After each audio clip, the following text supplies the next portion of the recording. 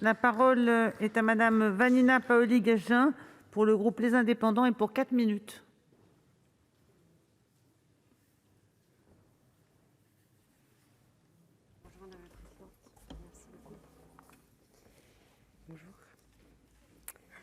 Madame la présidente, monsieur le ministre, monsieur le rapporteur général, monsieur le président de la commission des finances, mes chers collègues, depuis 2001 et la promulgation de la LOLF, nous avons coutume de dire, sans doute à raison, que l'examen du budget par le Parlement se déroule dans des délais très contraints.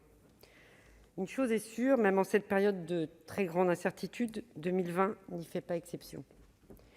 L'exception, cette année, tient au fait que, malgré ces délais d'examen très contraints, le texte a subi, au cours de la navette, des changements majeurs. Et cela a été moins dû à nos initiatives parlementaires qu'aux ajustements rendus nécessaires par les évolutions du contexte sanitaire. Il ne s'agit pas d'en tenir rigueur au Gouvernement, mais avouez, cela n'a pas facilité notre travail parlementaire. Ainsi, le Sénat avait reçu de l'Assemblée nationale un texte basé sur un déficit pour 2020 à 10,2% du PIB. Nous l'avons voté avec un déficit à 11,3%. Cette modification de l'article liminaire, si elle n'a pas entravé nos débats, les a toutefois placés sous le signe d'une instabilité peu propice à la prise de décision éclairée. Cet ajustement, comme bien d'autres, reflète les fluctuations importantes du contexte macroéconomique. Ils prennent aussi acte des adaptations stratégiques opérées par le Gouvernement, qui a dû contraindre de nombreux secteurs à maintenir des restrictions sanitaires en cette fin d'année et pour le début de l'année prochaine.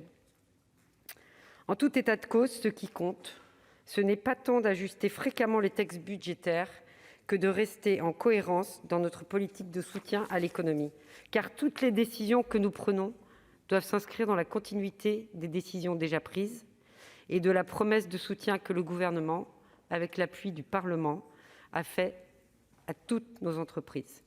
Cela vaut tout particulièrement pour nos commerçants, nos restaurateurs, nos hôteliers, les acteurs du monde de la culture également.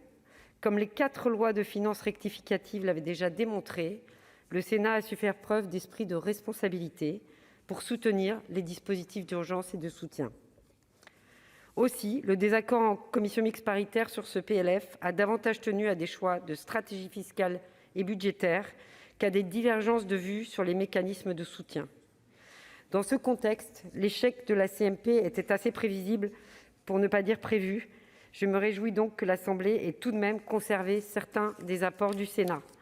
Cela vaut notamment pour le financement des collectivités territoriales, au sujet duquel certaines des propositions de notre rapporteur général, notamment en termes de compensation, fort heureusement, ont été retenues. C'est aussi le cas pour certains dispositifs de soutien aux entreprises que nous avons améliorés. Certaines missions, dont les crédits n'avaient pas été adoptés au Sénat, ont été rétablis.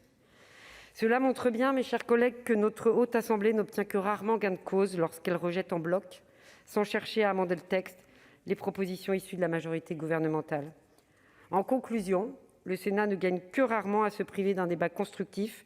C'est pourquoi notre groupe des Indépendants s'oppose par principe aux questions préalables. Nous voterons donc contre la motion déposée par la commission, en soutien au texte que le Gouvernement avait porté et que nous avions eu le plaisir d'amender. Je vous remercie. Merci. La parole est maintenant Madame Isabelle